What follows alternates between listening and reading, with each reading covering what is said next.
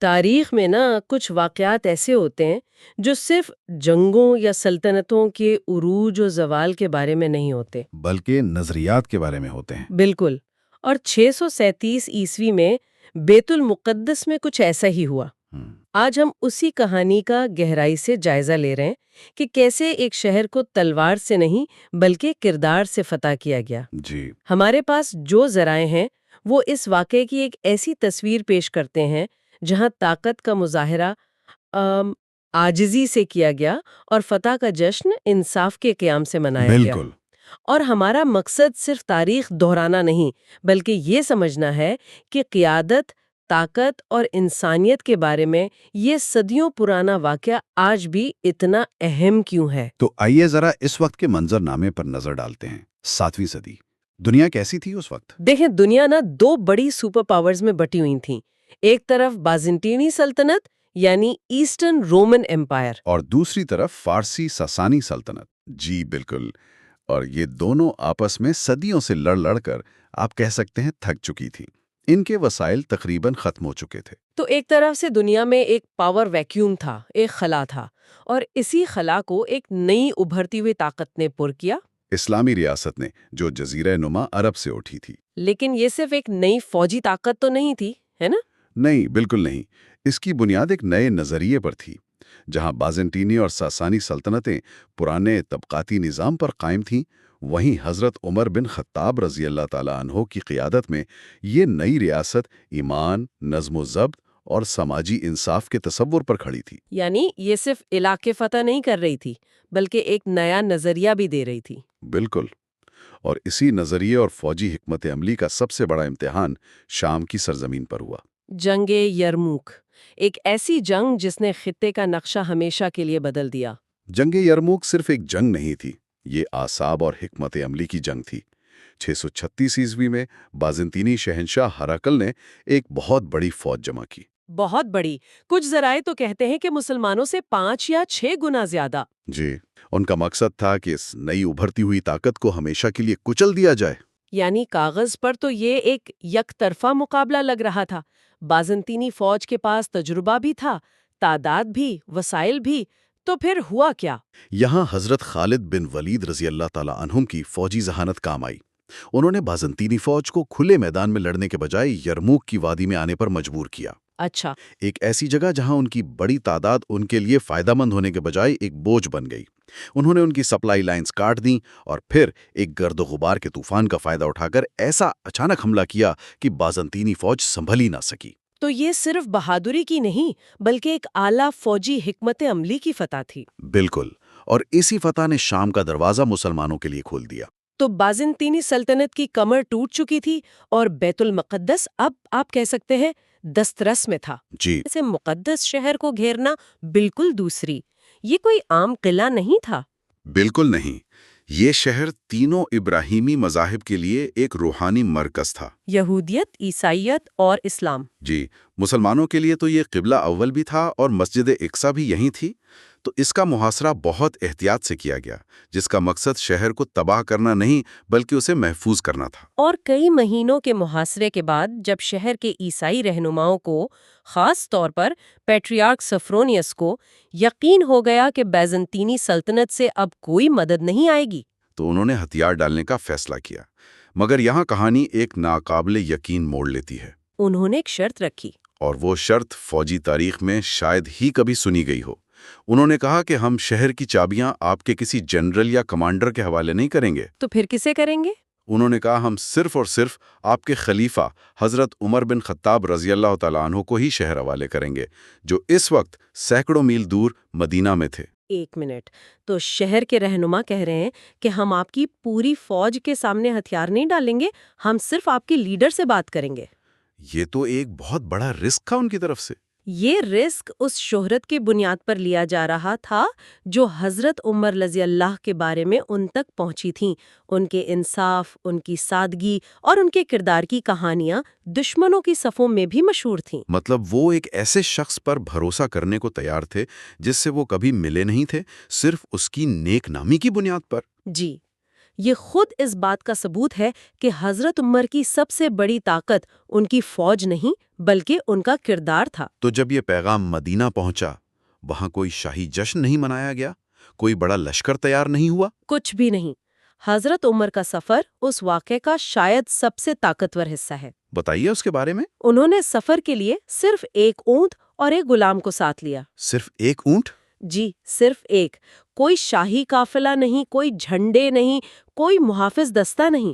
اصول یہ تھا کہ وہ اور ان کا غلام باری باری اونٹ پر سوار ہوں گے۔ اچھا، یعنی باری باری؟ جی، جب ایک شخص سوار ہوتا تو دوسرا پیدل چلتا اور اونٹ کی نکیل تھامتا۔ یہ صرف ایک سفر نہیں تھا، یہ اسلامی طرز حکمرانی کا ایک عملی مظاہرہ تھا، جہاں حاکم اور عام آدمی میں کوئی فرق نہیں تھا۔ اور پھر وہ منظر سامنے آیا جس نے تاریخ پر انمٹ نقوش چھوڑے۔ بالکل۔ جب یہ مختصر سا قافلہ بیت المقدس کے قریب پہنچا تو اتفاق سے اونٹ پر سوار ہونے کی باری غلام کی تھی، اور مسلمانوں کی وسیع وری سلطنت کے خلیفہ امیر المومنین خود پیدل چل رہے تھے۔ خود پیدل چل رہے تھے، اونٹ کی نکیل تھامے ہوئے، اور ان کے کپڑوں پر کئی پیوند لگے تھے۔ شہر کے پادری اور رہنما جو ایک عظیم فاتح بادشاہ کے استقبال کے لیے تیار کھڑے تھے، وہ تو حیران رہ گئے ہوں گے۔ وہ حیران اور پریشان رہ گئے۔ وہ پہچان ہی نہ سکے کہ ان میں سے خلیفہ کون ہے۔ جب انہیں بتایا گیا کہ یہ شخص جو اونٹ کی نکیل تھامے پیدل چل رہا ہے، یہی امیر المومنین ہے۔ اس ایک لمحے نے وہ کام کیا جو شاید ہزاروں تلواریں نہ کر سکتیں۔ بالکل۔ اس نے یہ پیغام دیا کہ اصل طاقت تخت و تاج یا شان و شوکت میں نہیں، بلکہ کردار اور عاجزی میں ہے۔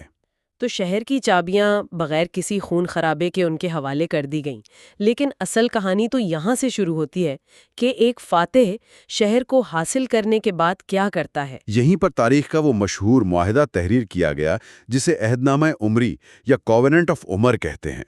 یہ صرف ایک امن معاہدہ نہیں تھا، یہ 7ویں صدی کے وسط میں انسانی حقوق اور مذہبی آزادی کا ایک ایسا چارٹر تھا جو اپنے وقت سے صدیاں آگے تھا۔ اس دور میں تو فاتح کا مطلب تھا قتل عام، غلامی، مفتوحہ ثقافت کی تذلیل۔ یہ معاہدہ تو اس سب کے بالکل برعکس تھا۔ اس میں لکھا کیا تھا؟ اس کی زبان بہت واضح تھی۔ اس میں لکھا تھا کہ بیت المقدس کے باشندوں کو امان دی جاتی ہے۔ ان کی جان، ان کا مال، ان کے گرجے اور ان کی صلیبیں سب محفوظ رہیں گی۔ اچھا۔ ان کے گرجوں کو نہ تو گرایا جائے گا، نہ ان میں کوئی رہائش اختیار کرے گا، اور نہ ہی انہیں کسی قسم کا نقصان پہنچایا جائے گا۔ اور سب سے اہم بات، کیا؟ کسی کو بھی اپنا مذہب چھوڑنے پر مجبور نہیں کیا جائے گا، اور نہ ہی کسی کو اس کے مذہب کی وجہ سے کوئی تکلیف دی جائے گی۔ یہ بلا شبہ اپنے وقت سے بہت آگے کی بات تھی، لیکن کیا ہم یہ بھی کہہ سکتے ہیں کہ یہ ایک بہت عملی قدم بھی تھا؟ آپ کا کیا مطلب ہے؟ مطلب ایک نئی بننے والی سلطنت کے لیے مفتوحہ آبادی کو اپنا دشمن بنانے کے بجائے ان کا تعاون حاصل کرنا حکومت چلانے کو کہیں زیادہ آسان بنا دیتا ہے۔ کیا یہ صرف اخلاقیات تھیں یا بہترین حکمت عملی بھی؟ یہ ایک بہترین سوال ہے، اور اس کا جواب ہے یہ دونوں تھے۔ بلا شبہ یہ ایک انتہائی عملی اور ذہانت پر مبنی حکمت عملی تھی۔ اس نے فوری طور پر شہر میں امن قائم کر دیا اور لوگوں کو تحفظ کا احساس دلایا۔ جی، لیکن اس حکمت عملی کو اس اخلاقیات سے الگ نہیں کیا جا سکتا جس نے اسے جنم دیا۔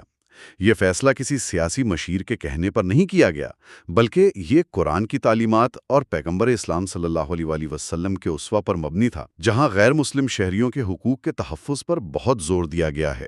تو یہ بہترین حکمت عملی تھی کیونکہ یہ بہترین اخلاقیات پر مبنی تھی۔ بالکل۔ اسی دورے کے دوران ایک اور واقعہ پیش آیا جو حضرت عمر رضی اللہ تعالی عنہ کی دور اندیشی کی ایک اور بہت بڑی مثال ہے۔ جی، جب نماز کا وقت ہوا تو وہ اس وقت چرچ آف دی ہولی سیپلکر کے پاس تھے، جو عیسائی دنیا کے مقدس ترین گرجوں میں سے ایک ہے۔ تو شہر کے پیٹریارک سوفرونیس نے احتراماً انہیں چرچ کے اندر ہی نماز پڑھنے کی دعوت دی۔ جی، جو اس دور کے لحاظ سے بین المذہب ہم آہنگی کی ایک بہت بڑی پیشکش تھی۔ لیکن انہوں نے انکار کر دیا۔ یہ انکار بہت معنی خیز ہے۔ کیوں؟ حضرت عمر نے بہت شائستگی سے انکار کرتے ہوئے فرمایا کہ اگر میں نے آج یہاں نماز پڑھ لی تو مجھے ڈر ہے کہ مستقبل میں مسلمان اس واقعے کو دلیل بنا کر اس گرجے پر قبضہ نہ کر لیں اچھا، یا اسے مسجد میں تبدیل کرنے کا دعویٰ نہ کر دیں۔ انہوں نے کہا کہ میں ایسا کوئی کام نہیں کرنا چاہتا جو آنے والی نسلوں کے لیے ایک غلط مثال بنے۔ یعنی وہ صرف اس لمحے کو نہیں دیکھ رہے تھے بلکہ آنے والی صدیوں کے بارے میں سوچ رہے تھے۔ یہ سوچنا کہ آپ کا ایک عمل 500 سال بعد کیا اثر ڈال سکتا ہے، یہ عام قیادت نہیں ہے۔ بالکل نہیں، یہ ایک لیڈر کی غیر معمولی دور اندیشی تھی۔ انہوں نے پھر نماز کہاں ادا کی؟ انہوں نے اس چرچ کے باہر صحن میں کچھ فاصلے پر نماز ادا کی۔ جس جگہ انہوں نے نماز پڑھی وہاں بعد میں مسجد عمر تعمیر کی گئی۔ وہ مسجد آج بھی اس چرچ کے سامنے موجود ہے اور ان کے اس فیصلے کی خاموش گواہی دے رہی ہے۔ تو اگر ہم اس سب کو سمیٹیں تو بیت المقدس کی فتح صرف ایک شہر پر قبضہ نہیں تھا۔ نہیں، یہ ایک نظریے کی فتح تھی۔ یہ اس بات کا عملی ثبوت تھا کہ اسلام دلوں کو انصاف، اخلاق اور رواداری سے جیتنا چاہتا ہے، نہ کہ صرف تلوار کے زور پر۔ بالکل، اس پوری کارروائی میں نہ قتل عام ہوا، نہ لوٹ مار اور نہ ہی کسی کی تذلیل کی گئی۔ حضرت عمر رضی اللہ تعالیٰ عنہ نے 637 عیسوی میں جو بنیاد رکھی وہ اتنی مضبوط تھی کہ اسی کی بدولت صدیوں تک بیت المقدس میں مسلمان، عیسائی اور یہودی امن کے ساتھ رہتے اور عبادت کرتے رہے۔ یہ واقعہ ہمیں سکھاتا ہے کہ اصل قیادت عاجزی میں ہے، اصل طاقت انصاف میں ہے اور اصل فتح دلوں کو جیتنے میں ہے۔ جی، یہ صرف ایک تاریخی کہانی نہیں بلکہ قیادت اور حکمرانی کا ایک لازوال سبق ہے۔ اور یہ ہمیں آج کے لیے ایک اہم سوال پر چھوڑ جاتا ہے۔ آج کی دنیا میں جہاں طاقت کی نمائش اور فتوحات کا جشن اکثر تباہی اور تقسیم پر ختم ہوتا ہے، 637 عیسوی کا یہ واقعہ ہمیں قیادت اور فتح کے معنی پر دوبارہ غور کرنے پر مجبور کرتا ہے۔ کیا کردار کی طاقت فوجی طاقت سے زیادہ پائیدار ورثہ چھوڑ سکتی ہے؟